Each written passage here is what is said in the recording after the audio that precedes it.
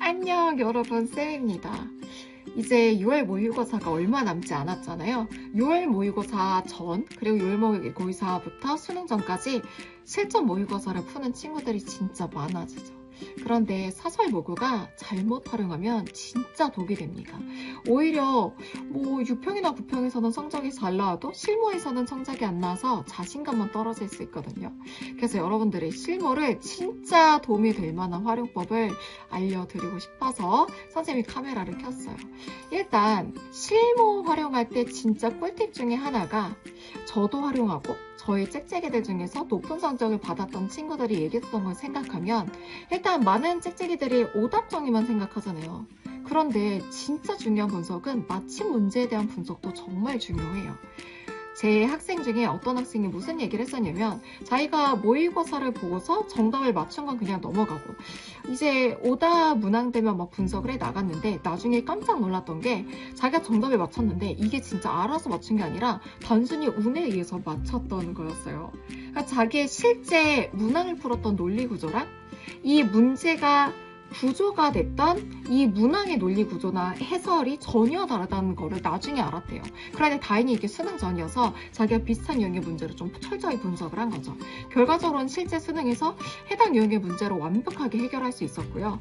여러분들도 내가 맞춘 문제라고 절대 방심하지 말고 반드시 풀이 과정과 이 문항의 논리 구조, 해설을 비교해서 내 생각과 논리 구조가 올바른지를 확인하고 확실히 점검하셔야 돼요. 이것도 정말 선생님이 많이 도움을 받았던 방법인데, 실무 후기를요 정말 구체적으로 기록하세요. 그러니까 모의고사를 본 직후에 느낌을 단순히 기록하는 친구들은 있더라고요. 이번 시험은 쉬웠다, 뭐 어려웠다, 이런 정도. 근데 여기서 좀 한 단계 더 나아가 보시면 좋을 것 같아요. 예를 들어서 시간이 부족했다, 이거는 진짜 많이 얘기를 하는 건데, 시간이 부족했다고 느꼈다면 내가 어떤 유형에서 시간을 많이 썼는지, 내가 좀 긴장을 했다, 이게 아니라 특정 문제에서 긴장을 했다면 그 문제가 어떤 형태였는지, 자료 해석형이었는지, 연표를 물어봤는지, 이 문제 번호까지 구체적으로 기록을 하세요.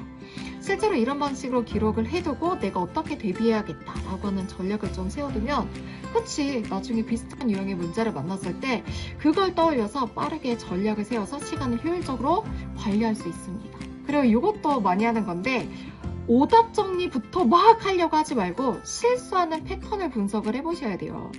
많은 학생들이 저지르는 실수가 실무를 그냥 풀고 채점하고 오답 확인한 뒤 오답 정리하고 그냥 끝내는 거거든요. 그런데 이렇게 하면 진짜 성적이 느리게 오릅니다. 그럼 구체적으로 뭐를 해야 되냐? 선생님이 누누이 얘기하지만 구체성이 있습니다. 내가 왜 틀렸는지를 명확하게 분석해야 돼요.